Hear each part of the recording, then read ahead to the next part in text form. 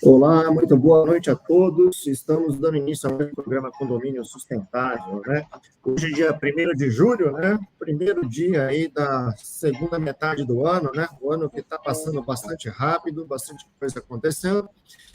E hoje, então, nós vamos estar falando um pouquinho aqui, né? Sobre a questão da certificação, né? O processo de certificação de certificações ambientais, né? Que são bastante importantes aí para a gente garantir, na verdade, aí, então, a veracidade, talvez podemos falar assim, daquilo que a gente está comprando ou adquirindo como produto, bem ou serviço dito sustentável, né? Recebemos hoje aqui nos nossos estúdios o Dr. Edson de Lara Rodrigues. Dr. Edson, muito bem-vindo ao nosso programa, né? Dr. Edson, que é médico veterinário e pós-graduado, né? Ele tem doutorado na área de ecologia, tá bom? Então, bem-vindo, Edson Lara. Eu vou passar a palavra para você rapidinho aí, para a gente fazer uma introdução e a gente começa o nosso papo aqui. Olá, obrigado, Rogério. Uma boa noite a todos.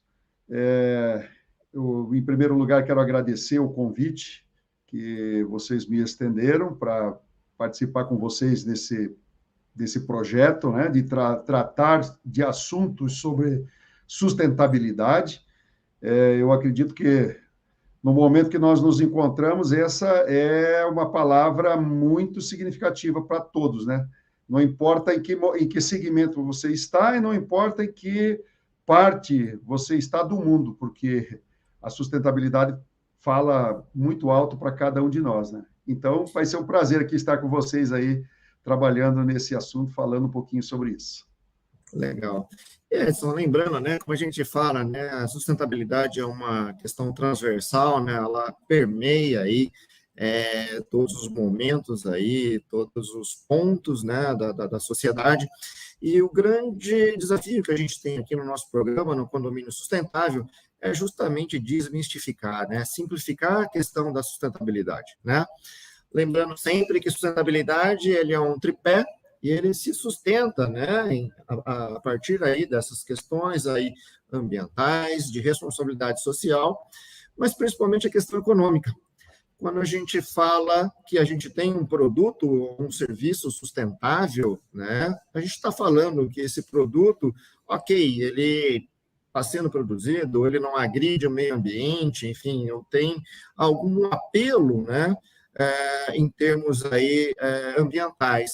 Também é um produto, um serviço que ele vai ter esse aspecto também social, né? De alguma forma, ele está impactando positivamente a sociedade. Mas a gente sempre lembra o seguinte, né? O que acaba fazendo a gente tomar a decisão é o tripé, é o ponto econômico, né? Então, essa questão econômica, ela é vital. É difícil a gente falar para alguém comprar um produto mais caro, né? Porque ele é ecologicamente correto, né? Então, a gente sempre tem esse grande desafio, que é buscar justamente essa sustentação econômica e poder mostrar para os, né, para os usuários, para os clientes, em última instância, que ele vai ter uma vantagem econômica em relação àquilo também, certo? Perfeitamente. Eu entendo que você tocou num assunto bem interessante de ser levado aqui na discussão. Veja, tudo que a gente faz dentro da sociedade tem um custo, né? Vai ter um custo em tudo. No caso da parte ambiental, a sustentabilidade que a gente precisa ter dentro do nosso ambiente, ele vai além da que a gente espera. Por quê? Porque ele vai impactar diretamente na vida de todos nós. Então, às vezes a gente diz assim, não, eu vou deixar de comprar esse produto que tem uma sustentabilidade porque ele é mais caro. Na verdade, a gente tem que entender como é que funciona a dinâmica de todos os produtos. Os produtos, quando eles são lançados, eles têm uma dinâmica em termos de preço. O consumo, à medida que você vai consumindo mais aquele produto, ele vai se tornando mais barato. Então, hoje, né, vamos pegar aqui, eu acho que o melhor exemplo que nós temos aqui de um produto que está buscando essa sustentabilidade, eu acho que para exemplificar, né, só para a gente fazer uma comparação, é a questão do carro elétrico. Todos nós estamos aqui, hoje, gostaríamos de usar, quem sabe, um carro com uma fonte de energia que fosse menos poluidora. No entanto, ainda está num preço muito fora da realidade que a sociedade pode pagar, né? Hoje Então, o carro elétrico mais barato na faixa de R$ 150 mil, né? Exatamente. Então, essa sustentabilidade, você tocou no assunto. A sociedade, com certeza, busca, né, um resultado econômico em cima disso, mas a gente tem que entender que até nós chegarmos lá, né, ela tem um caminho para ser percorrido. E o caminho é mais ou menos isso que vocês estão fazendo aqui, dentro desse projeto do condomínio sustentável. Veja, o condomínio, o que é um condomínio? É um projeto onde famílias, onde pessoas ou empresas, enfim, não importa qual é o objetivo do condomínio, mas é um local onde pessoas se reúnem, né, que têm os seus trabalhos semelhantes sendo ali desenvolvidos e que reúnem-se dentro de uma forma de administração para facilitar a vida delas. Então, quando você fala assim, eu vou fazer a sustentabilidade no meu condomínio, eu estou me preocupando com o quê? O que eu posso fazer de melhorias em termos de redução de custos operacionais, né? O que eu posso fazer para melhorar os meus edifícios, as minhas instalações nesse lugar, né? Tudo isso buscando sempre um melhor desempenho, né? Buscando um melhor desempenho que venha resultar numa cifra, né? Num diferencial que possa me trazer algum retorno. E veja, aí você já vai entrar em assuntos muito peculiares, como, por exemplo, redução de consumo de água, consumo de energia, resíduos, enfim. Então, tem muita coisa que pode ser feita, mas acho que o ponto aí bastante significativo que você tocou se nós queremos um resultado econômico, nós temos que entender o que é que nós temos que fazer para que esse resultado econômico realmente aconteça. Né? Não adianta, por exemplo, eu usar uma lâmpada, né, que tem aí um filamento, né, incandescente, porque ela vai, com certeza, consumir mais energia quando eu troco por uma lâmpada LED. São as tecnologias que vão tendo que ser aplicadas. Então, aí, no caso da sustentabilidade, eu entendo, e eu venho trabalhando com esse assunto de sustentabilidade há muitos anos, né, desde a época em que eu sempre digo assim, embora você fez ali na minha apresentação, eu sou um médico veterinário, mas eu sou um médico veterinário um pouco diferente daquilo que a maioria está acostumado. Eu fui para uma área totalmente diferente, que é a área do meio ambiente. Eu passei a estudar o meio ambiente numa época que pouca gente falava em meio ambiente. Estou falando isso no final dos anos 80, começo dos anos 90. Então, me dediquei a entender melhor o que a gente faz, o que a gente tem que fazer para isso, né? Para nós termos realmente uma sustentabilidade. Então, eu vejo que nós temos ainda um longo caminho a percorrer, porque nós temos que entender, né, o que nós temos que fazer para que haja sustentabilidade e que essa sustentabilidade nos dê retornos de pessoal, né, social, enfim, e financeiro, que eu acho que também o que também todo mundo busca, né?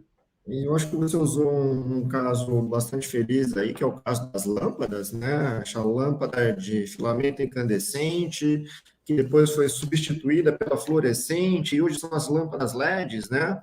E quando surgiram as primeiras lâmpadas LEDs, elas eram caríssimas, né? Isso. Eu acho que essa massificação, né, do uso, do consumo, ele acaba, então, reduzindo os custos de produção, né? enfim, e a gente acaba tornando esse produto mais acessível. Mas a gente também não pode esquecer o seguinte, né? Hoje uma lâmpada LED, ela é cada vez mais barata, e por isso inclusive motivou essa mudança, né, dos hábitos de consumo da população, né? Então, isso é algo importante, e sempre o viés econômico, né, nesse tripé da sustentabilidade aí, fechando, né, então, matando essas charadas, vamos falar assim, né. Hoje, o que tem acontecido com os carros elétricos, por exemplo, é o mesmo fenômeno, né, a tendência é a gente baratear o custo de produção com novas tecnologias, né, e a gente está substituindo, então, essa tecnologia, né, dos motores a combustão por outros tipos de combustíveis, né, alternativos, né. E aí a gente tem, obviamente, muitas vezes a gente pode falar assim, poxa, mas o governo não faz a parte dele, né? Poderia estar tributando de uma forma diferente, ou ter algum incentivo, né, para que a gente pudesse estar consumindo esses produtos, então, com esse apelo sustentável de uma forma mais rápida. Mas, enfim, são as mazelas que a gente tem aí, né, no nosso país, principalmente, né, um país em vias de desenvolvimento e que ainda tem esses desafios aí para a gente, então, poder ter acesso a essas tecnologias de uma forma mais rápida. Mas muito bom.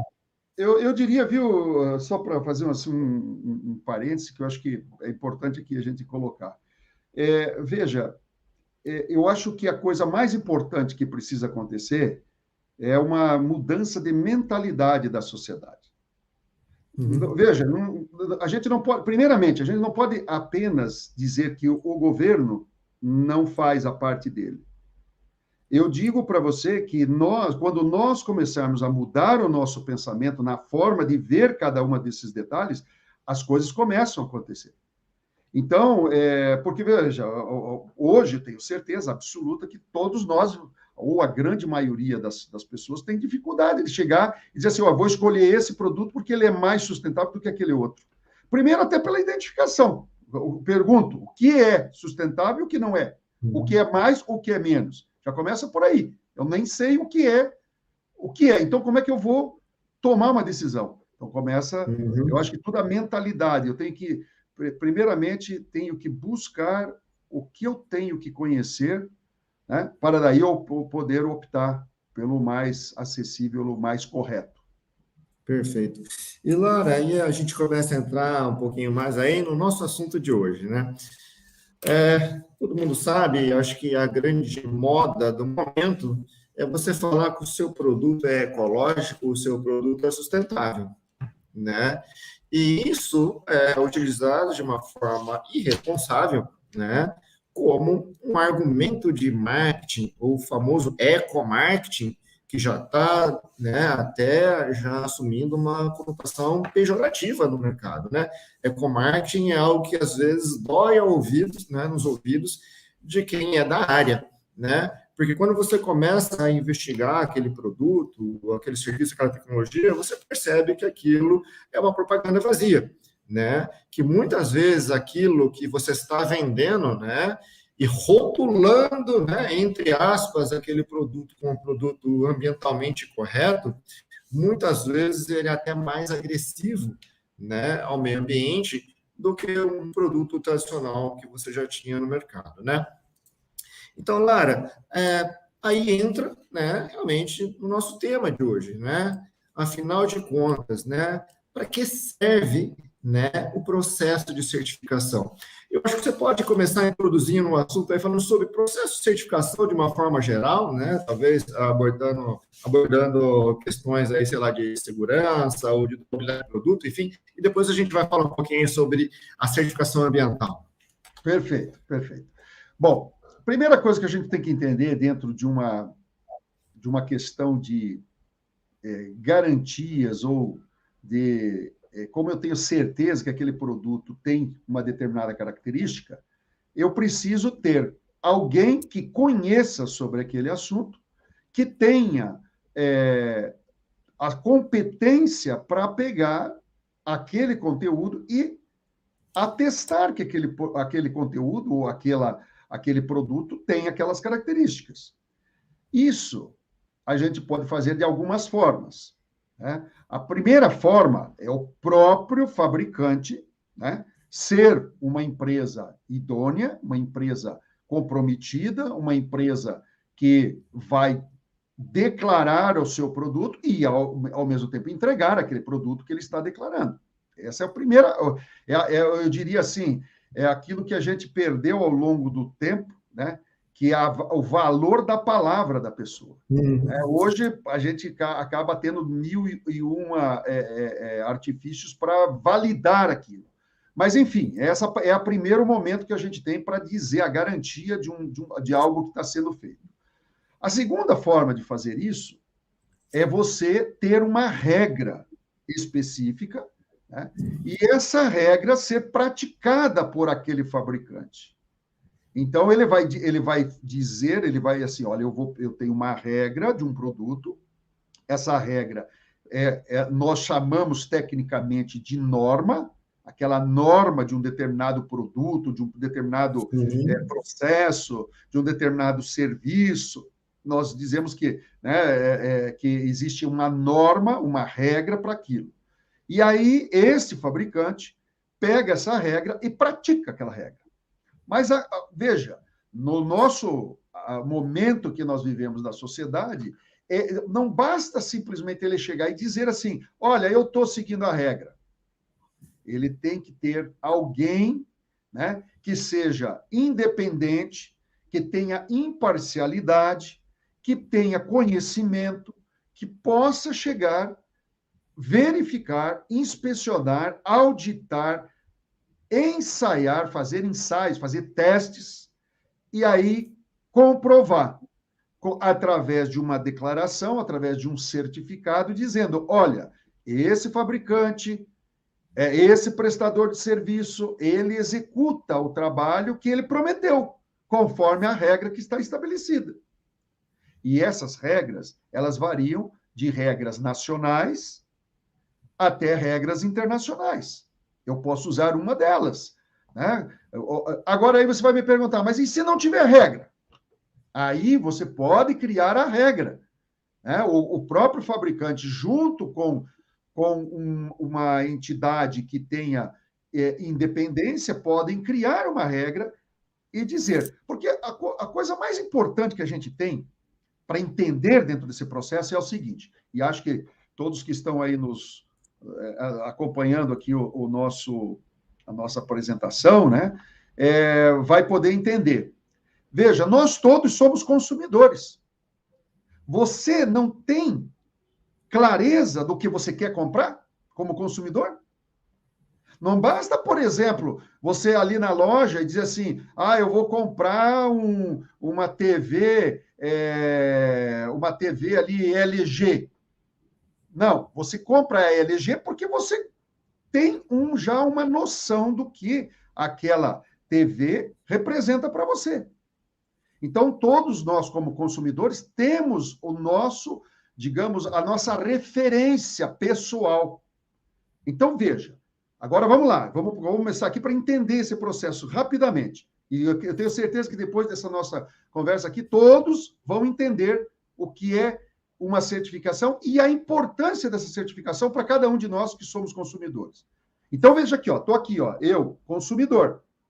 Então, eu, consumidor, sei a referência que eu quero para o produto que eu quero consumir, ou para o serviço.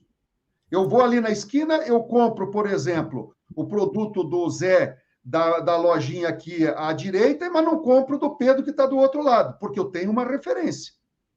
Referência de consumidor. Muito bem. Então, se eu tenho a referência de consumidor, agora eu tenho que ter um fabricante, alguém que fornece aquele produto. Então, agora veja, esses dois segmentos, um tem a referência do que quer, e o outro tem que saber que ele tem que usar a referência do consumidor para fazer aquele produto. Então, a certificação nada mais é do que um termo, né, de um ajuste entre quem produz aqui e quem consome aqui. Só que, muitas vezes, esse consumidor, ele quer ter certeza que esse produtor, esse fabricante, está fazendo aquilo de acordo. Então, aí entra uma terceira parte, independente, que diz assim, consumidor, qual é a tua referência? Ó, a minha referência é assim, eu quero esse produto desse jeito, pintado desse jeito, desse tamanho, que suporte assim, que faça isso, que faça aquilo. Ok. Então, aí eu já sei o que o consumidor quer.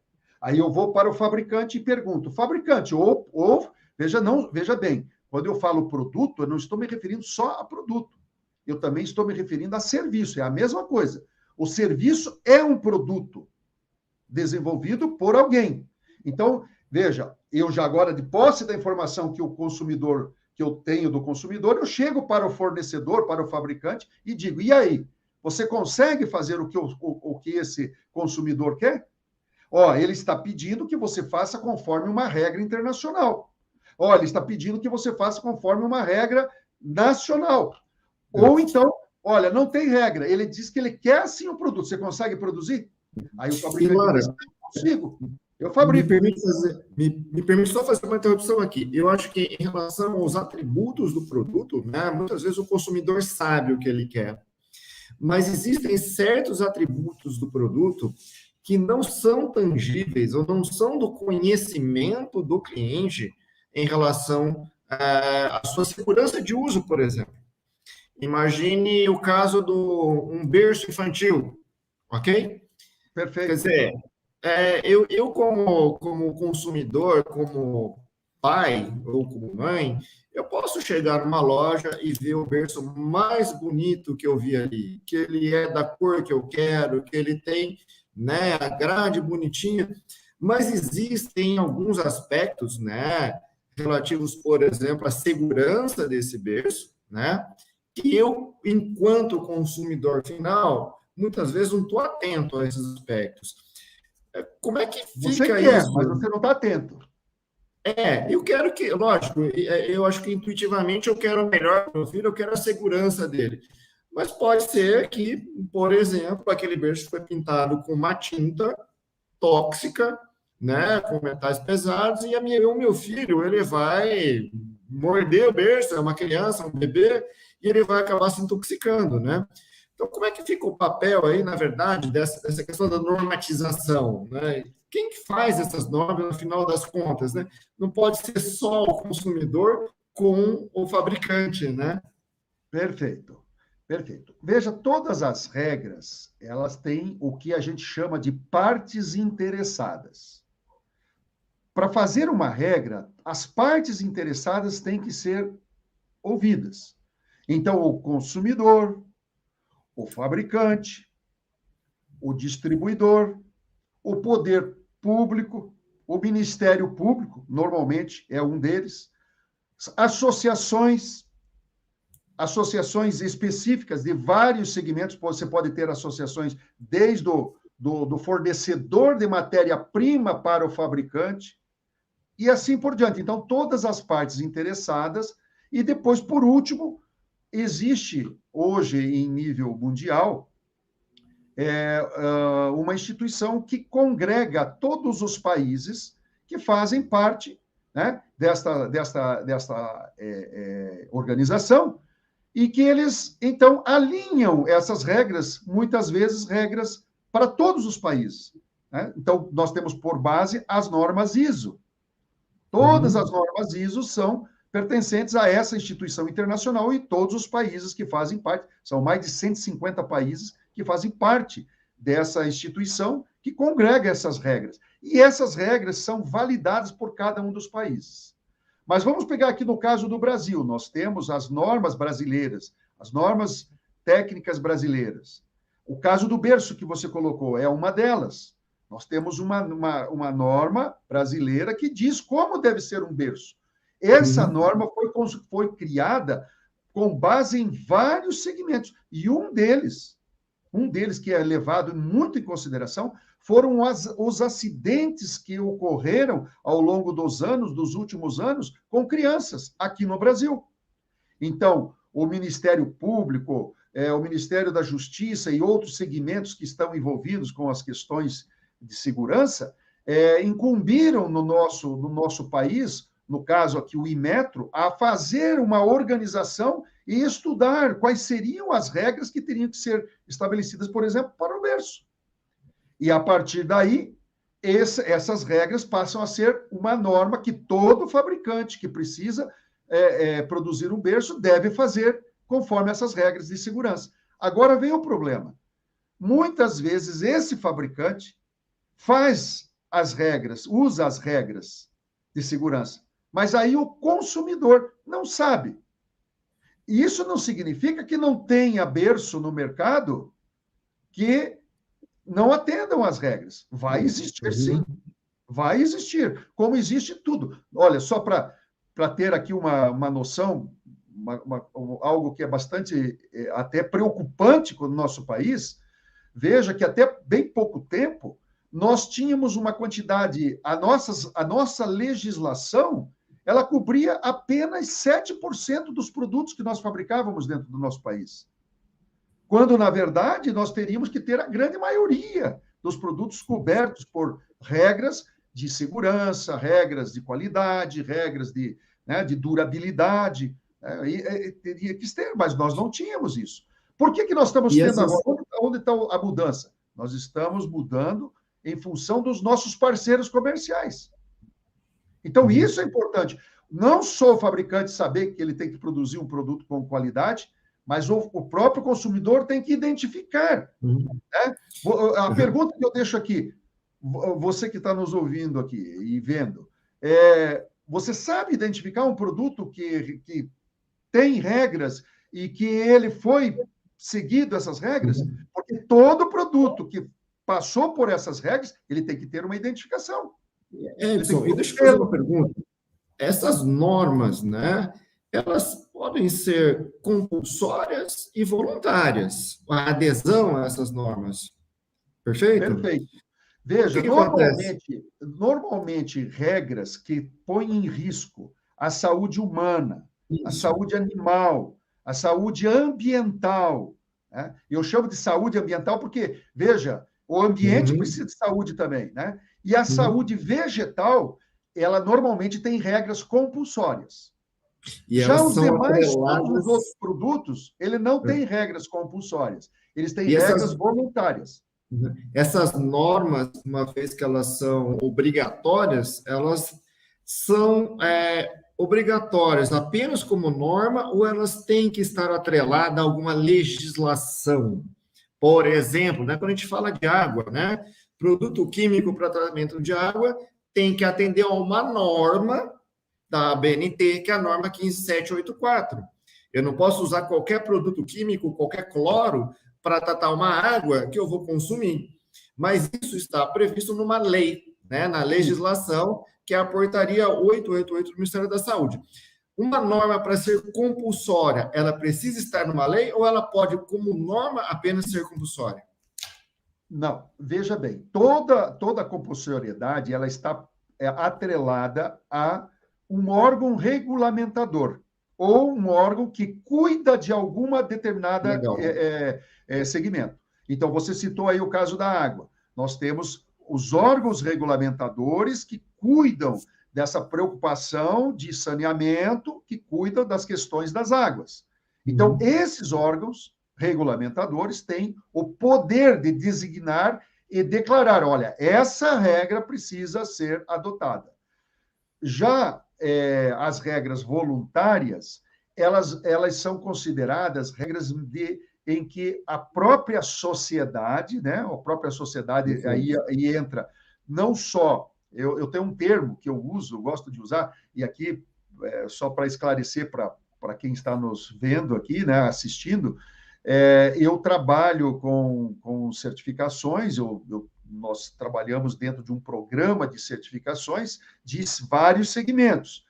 E a gente tem uma palavra que a gente brinca, né, que em vez de chamar de compulsória ou voluntária, nós temos uma palavra que é uma intermediária, a gente chama de voluntória. O que seria? A junção de compulsória com voluntária. Né? O que significa isso? É uma certificação em que eu não sou obrigado a fazer, mas o consumidor aprendeu E aí, Perfeito. quando ele aprende, ele diz assim: eu não aceito mais. Então, É isso aí. veja, é uma certificação voluntária para mim, que sou fabricante. Mas eu acaba Uhum. sendo obrigatório, porque senão meu consumidor não compra. Então, Perfeito. nós temos vários produtos assim, É. que E isso eu acho o consumidor exige. Isso chama muita atenção aqui, né, para o papel de protagonismo, né, que o consumidor tem que assumir Exato. perante aí, né, aos produtos ou serviços que ele está adquirindo, né? Isso vale bastante aqui, né, para os nossos amigos síndicos aí do Brasil inteiro, né? Administradores de condomínios, muitas vezes vocês estão fazendo aquisição de produtos, de serviços, de tecnologias, e vocês têm que buscar, na verdade, esses atributos, né, de qualidade, de segurança dos produtos, que muitas vezes são atributos ocultos, que a gente não Exato. está, não são visualmente detectáveis. Por exemplo, uma tinta tóxica, foi o exemplo que eu citei, mas às vezes você comprando uma simples cadeira para a piscina do seu condomínio, essa cadeira, a partir do momento que você senta nela e ela quebra, ok? Você pode, né, uma pessoa idosa, alguém pode estar se ferindo gravemente. Então, notem, né, hoje em dia, com a facilidade que existe, né, no comércio global, de você entrar num site, adquirir um produto que vem da China, sem nenhum tipo de certificação ou de controle, pode ser bastante perigoso, né? Então, Você cabe aí tocou, aos nossos você tocou num amigos assunto, deixa eu síndicos. fazer só um adendo aqui, bem, e você Ah, tocou exatamente numa questão que condomínios têm isso, né, essa preocupação na piscina e as cadeiras, famosas cadeiras plásticas. Né? isso. Veja, eu não sei, a grande maioria da sociedade não sabe que nós temos dois tipos de cadeiras plásticas. Uma que eu posso deixar exposto ao sol e outra que Uhum. eu não posso. Só que quando a pessoa vai comprar, você chega lá no mercado ou na loja, você vai ver que o preço de as duas cadeiras são iguaizinhas, É. brancas, com o mesmo formato, com a mesma Uhum. estrutura, só que uma tem 3 vezes o valor e a outra, às vezes da mesma empresa, a outra 3 vezes mais barato. O que a pessoa faz? Compra mais barato e coloca lá no sol. Não Uhum. leva muito tempo, vai ter acidentes, com certeza, porque a cadeira vai Uhum. quebrar. Ela não pode ser exposta ao sol. É um Uhum. plástico que não pode sofrer ação de Faz ultravioleta. ultravioleta. Ela tem Uhum. que ser colocada só internamente. Então, é exatamente isso que você colocou. Agora, por exemplo, essa cadeira obrigatoriamente tem que ser certificada. E ela vai dizer: essa tem que ser, pode ser exposta ao sol. Essa não pode ser exposta ao sol. É isso que a gente tem que Perfeito. aprender como consumidor e também como Uhum. provedor de serviços, né, Perfeito. de atenções aí dentro da sociedade. É. Pessoal, bom, nossos espectadores aí, então, prestem muita atenção no que o Edson está mencionando aqui. Todo e qualquer produto, serviço ou tecnologia que vocês venham adquirir, é importante, é fundamental que tenham passado por algum tipo de processo de certificação, de normatização, tá? Para que se possa, então, garantir aí a qualidade, realmente, a segurança, a durabilidade desse produto que vocês estão adquirindo. E, lógico, as condições de uso, né, é fundamental. Bom, Ayson, deixa eu aproveitar aqui, né, agradecer aqui aos nossos enfim, a nossa audiência aqui, o pessoal de Uberlândia, Minas Gerais, o Edgar Parreira, obrigado aí pela sua audiência, Edgar, grande abraço aí para vocês aí. O Alexandre Camargo, né, esse aqui é realmente um grande fã do nosso programa, tem nos acompanhado aí sempre na jornada e sempre com perguntas aí bastante pertinentes, né? E o Alexandre está lançando uma pergunta aqui para você, Lara, que é o seguinte: ele gostaria de saber se existe algum órgão de governo que é responsável, né, pela fiscalização desses produtos ditos sustentáveis, né, ou se isso é feito por empresas particulares. Veja, existe alguns programas que são feitos por órgãos públicos. No caso, o Inmetro é um deles. Na verdade, o Inmetro é o responsável por todo o processo, os processos que são desenvolvidos dentro do país. mas o Inmetro também faz concessões de responsabilidade com os estados. Então, você vai ter os IPENs dos estados, que são órgãos também estaduais, que são institutos de pesos e medidas, que são responsáveis também por fazer essa fiscalização de produtos. Por isso que você sempre vê, quando vê agora, por exemplo, estão passando na época do São João, você está vendo aí os IPENs fazendo fiscalização em produtos que são consumidos nas festas de São João. Né? Depois vem a época da Páscoa, o pescado, vem a época, enfim, as crianças, Dia das Crianças, os brinquedos e assim por diante. Então, sim, nós temos os órgãos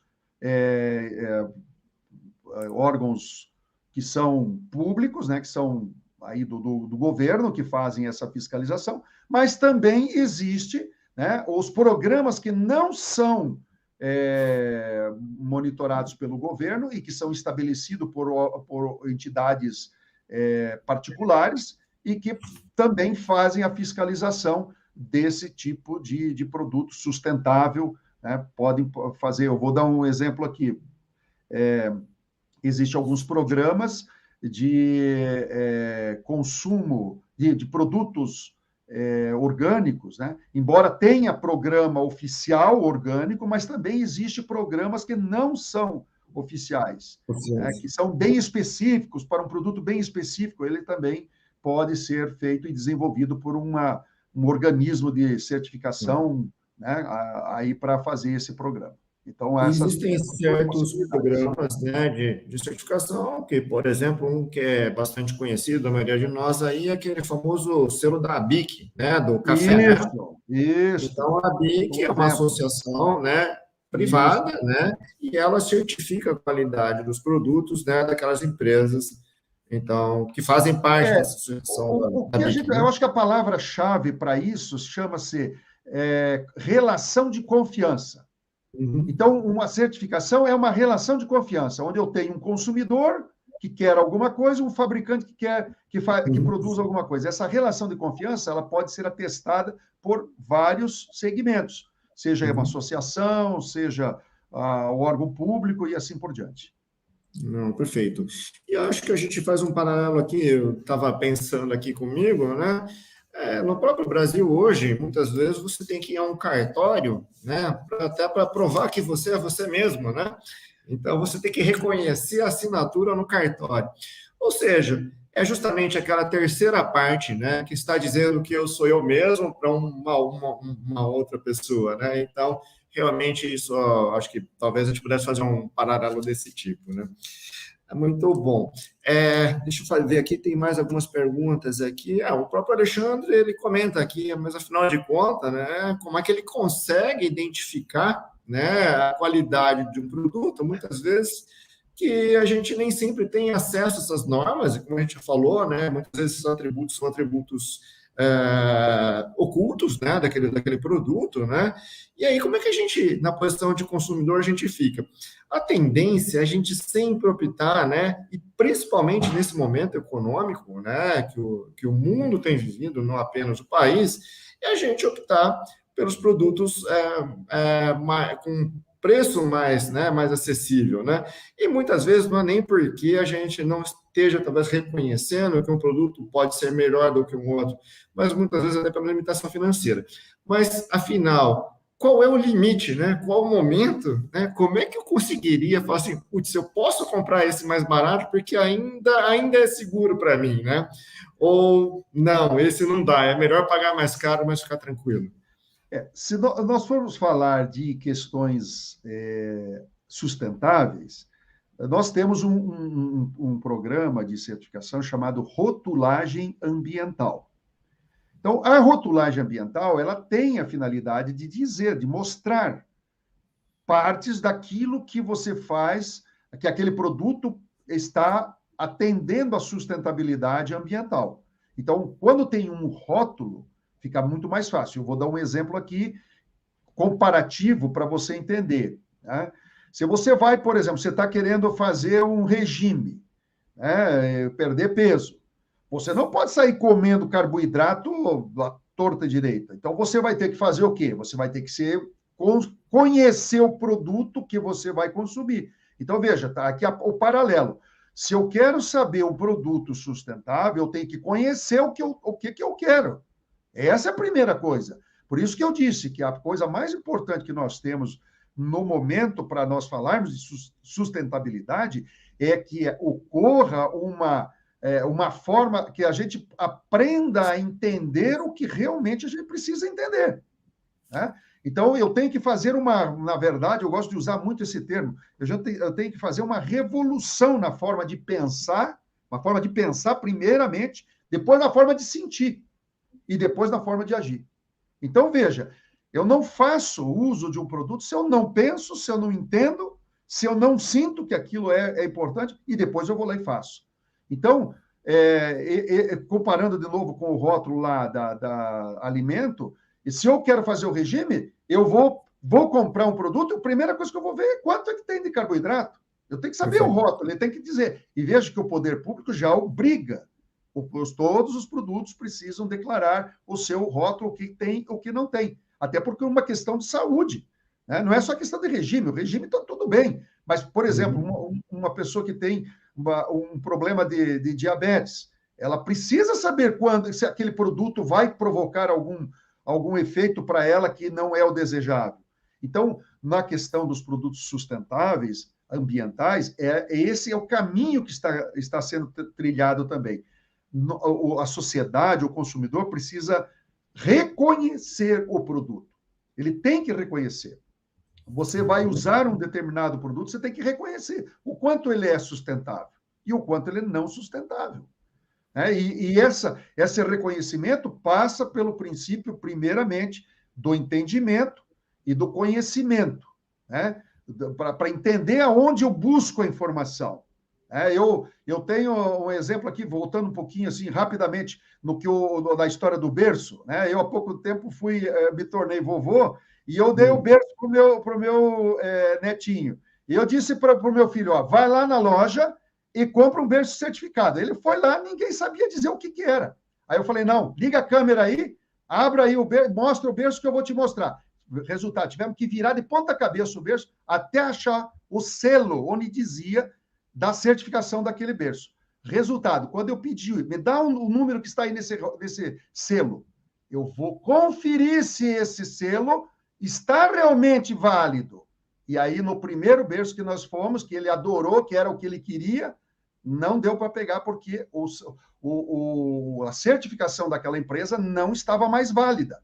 Eu disse, olha, vamos comprar outro, porque esse não dá para a gente. Mesmo tendo o selo, eu tenho que buscar a informação aonde diz se ele pode ou não estar válido aquela certificação. E é assim, a gente tem que aprender, né? Então, acabou lá, aprender na loja, aprendeu o meu filho, aprendeu todo mundo, só ficaram tristes porque não puderam comprar o berço que eles estavam querendo. Mas é assim que a gente tem que fazer, aprender. Legal, eu acho que esse rótulo ambiental, ele é um atributo, né, de qualidade, enfim, que hoje, né, da forma que, né, a população, a sociedade, de uma forma, está muito mais antenada, né, muito mais consciente em relação às suas responsabilidades, né, frente ao meio ambiente, lembrando que cada um tem que fazer a sua parte, né, se a gente não está educado, se a gente não vai exigir isso, né, isso acaba nem tendo valor como atributo de marketing para o fabricante, né? Eu acho que a gente tem que sim que exercer esse direito, tem que perguntar, e isso vai realmente depurando, né? Então, os fornecedores, enfim, o mercado de uma forma geral, né? Muito bom. Deixa eu aproveitar aqui e fazer mais uma menção ao pessoal da Seven Lab, né, do laboratório da empresa Seven Lab aí. Hoje estão fazendo uma festa junina, né? E estão nos assistindo lá ao vivo aí, pessoal da Seven Lab, um abraço para vocês aí. E terminando o programa aqui, eu vou ver se eu me junto a vocês aí, tá bom? Muito bom. Obrigado aí pela audiência de vocês também. Edson, vamos lá. Certificação ambiental. Hoje, a gente conhece a norma ISO 14000, né, já famosa aí há algum tempo. O Brasil aí é um país aí que tem uma marca bastante expressiva, né, de empresas acreditadas enfim, pela norma, pelo sistema de gestão ISO 14000. Mas existem também, existe a possibilidade de você certificar produtos, né? Como você vinha falando, a questão da rotulagem ambiental. Fala um pouquinho aí para a gente, né, sobre que tipo de produto ou serviço poderia ser rotulado, né, segundo essas normas, né, da série ISO 14000, que mencionam a rotulagem ambiental. Ok, a norma da rotulagem é a 14.024 e a 14.020, são as duas normas que conciliadas, elas dão o tipo de rotulagem chamado rótulo ambiental tipo 1, né? Onde você vai ter aí essas conferir. Aí, respondendo a sua primeira pergunta ali, que produtos ou serviços? Qualquer produto e qualquer serviço pode ser rotulado. Tudo vai depender daquilo que você quer demonstrar que o seu serviço ou o seu produto desempenha dentro do ambiente, né? Eu tenho, por exemplo, um cliente que é muito interessante, é um exemplo, né? Dentro da rotulagem que ele participa, que ele fez para os produtos dele, um item fala sobre a gestão do consumo de energia dentro da fábrica.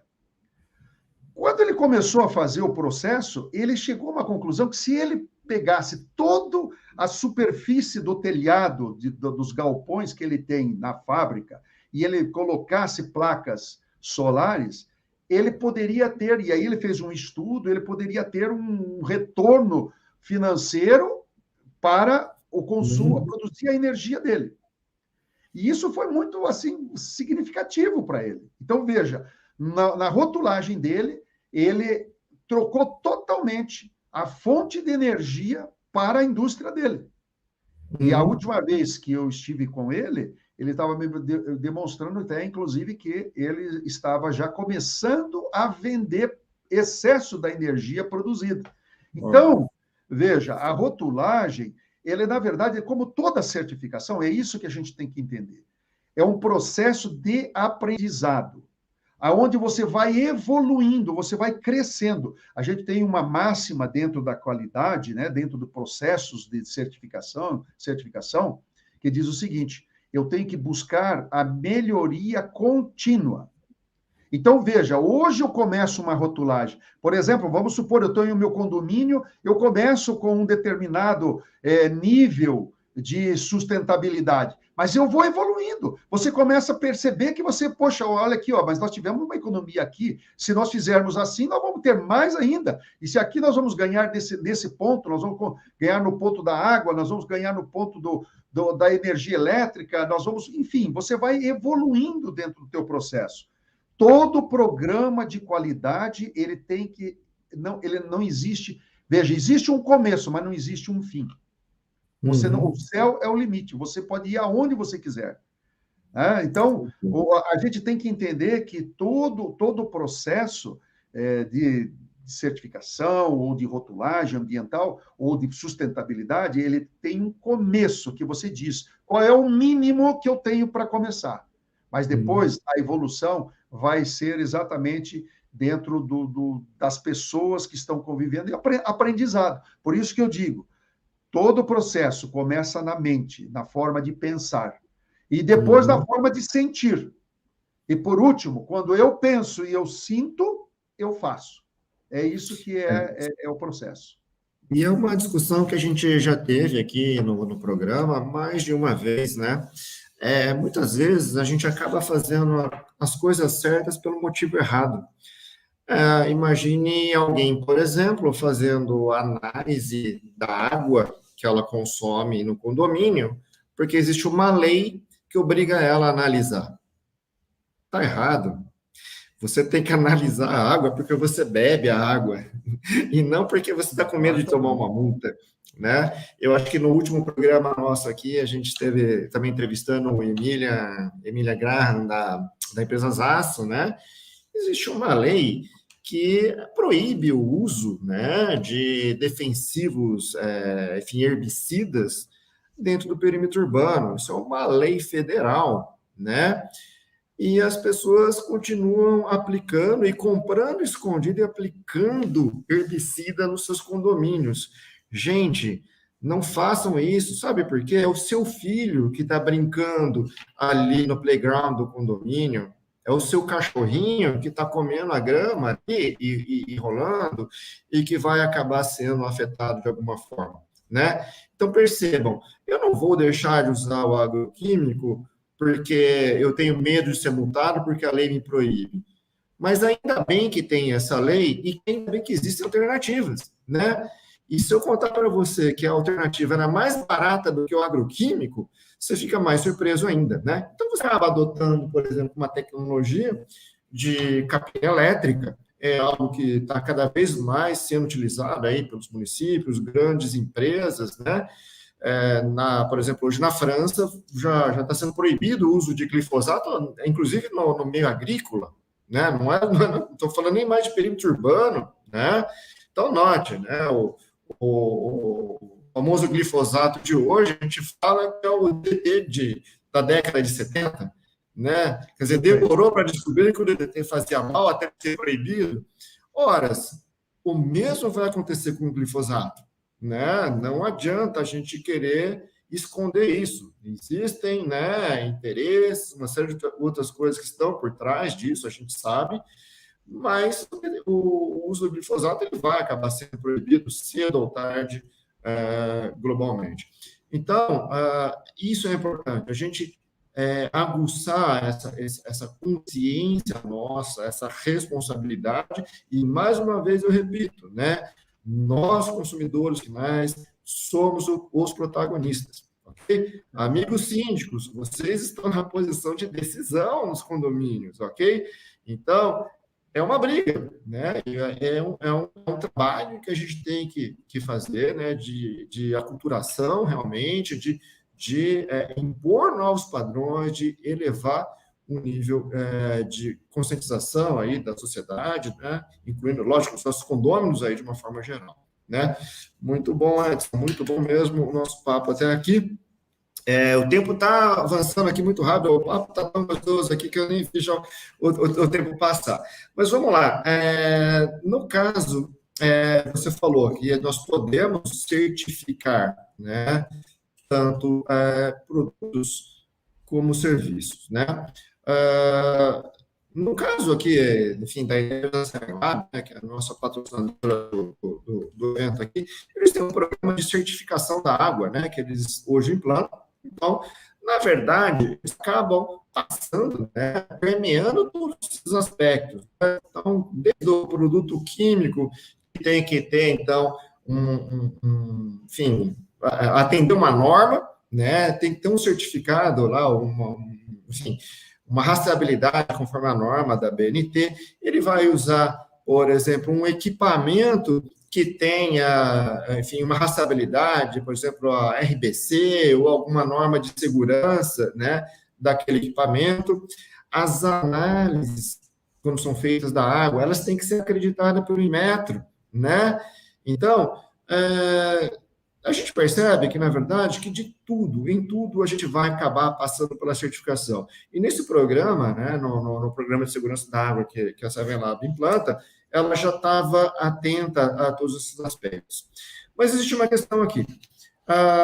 Eu posso certificar esse programa de segurança da água, né?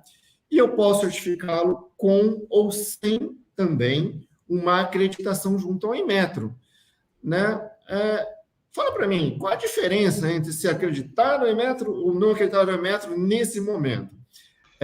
Normalmente, essa acreditação ela vai ser realizada por uma OCP, né, por um certificador de produtos e serviços, como é o caso da Isopoint, né, que é a empresa que você dirige, são empresas certificadoras, né? Essas empresas, elas têm hoje uma autorização de funcionamento. Como que é isso aí em relação ao Inmetro? Como é que isso funciona? Tá. Veja bem, uma OCP, ela é uma organização de certificação de produtos, processos e serviços, conforme uma norma internacional, a chamada ISO 17065. Essa norma, ela declara internacionalmente, todas as OCPs de todos os países seguem essa norma para fazer programas de certificação. Só que essas certificações, como você disse, ela pode ser acreditada pelo Inmetro, pode não ser acreditada pelo Inmetro. O que que quer dizer isso? Bom, primeiramente, eu acho que é uma coisa que precisa ser chamada a atenção é que no último mês de março, agora, o Brasil, né, assinou o seu marco regulatório sobre as questões de avaliação da conformidade. O que significa isso? Que nós estamos nos equiparando com os nossos parceiros comerciais, tipo Mercosul com a União Europeia, para que haja uma interação comercial entre os países, e principalmente esses blocos, os países que fazem parte dos blocos precisam se equiparar. No quê? Nos seus critérios de qualidade. Porque, por exemplo, nós não vamos comprar um produto que não atenda à nossa necessidade de qualidade lá de um outro país. Como também eles não vão comprar se nós produzirmos algo que não seja de acordo com eles. Então, estas parcerias, né, de compras e de mercado, elas têm o objetivo de alinhar as suas designações. E cada país possui o seu organismo que cuida dessas questões. No caso aqui do Brasil, é o Inmetro. Só que existem produtos que são obrigatoriamente monitorados pelo Inmetro, e outros não.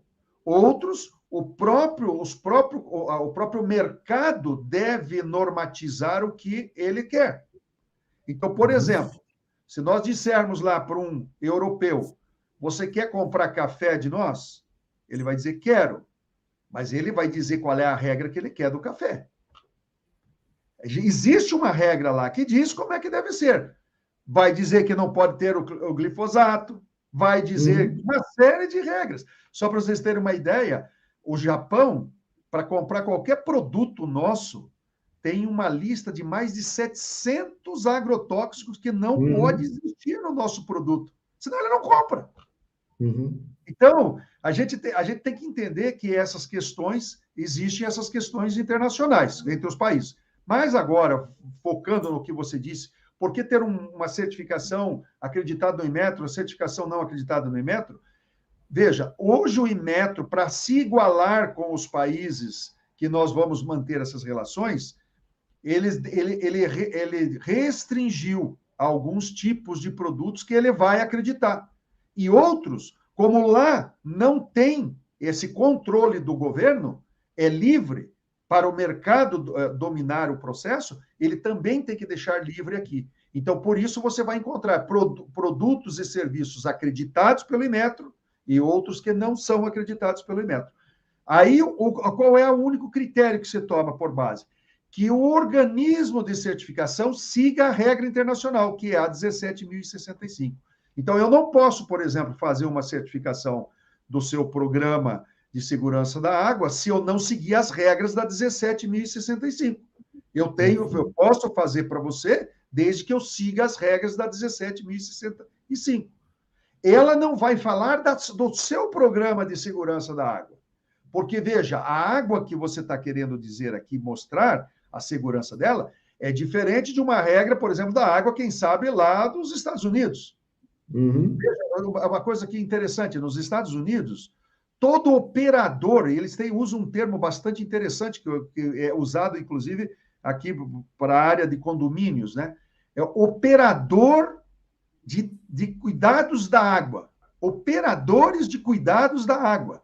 Então, você vai encontrar operadores de cuidados da água do município tal, da cidade tal, da empresa tal. Eles têm pessoas que cuidam daquela qualidade. E esse operador ele tem que estar de acordo com os critérios que eles lá estabelecem. No nosso caso aqui, né, nós temos os nossos critérios. Então, essas questões que são pertinentes para uma relação internacional, o Inmetro cuida. Ele tinha até pouco tempo, ele tinha vários produtos, né? Como eu disse, tinha muitas regras e poucos produtos normatizados. Hoje, mudou-se as regras, vão ter menos regras e muito mais produtos fazendo parte deles. Onde, com certeza, um programa como esse pode perfeitamente ter, né, a forma de receber a certificação, porque, por exemplo, o Programa de Segurança da Água faz parte de uma rotulagem ambiental.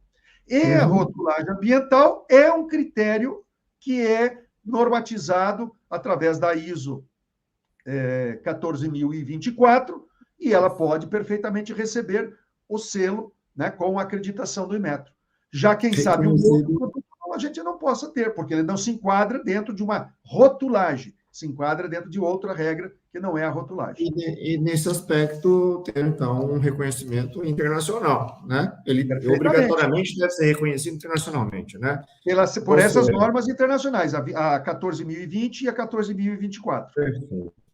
Edson Lara, o papo está maravilhoso aqui, eu conversaria com você aqui até amanhã, muito bom, mas infelizmente chegamos ao nosso tempo limite aqui. Queria agradecer enormemente a sua participação no nosso programa, realmente foi muito esclarecedora, né? E eu espero poder recebê-lo em outras oportunidades aqui, tá falando aí sobre sustentabilidade aí para esse público condominial, tá bom? Muito obrigado, Lara, e até mais. Uma boa noite a todos aí, até o próximo programa. Tchau, tchau. Boa noite a todos.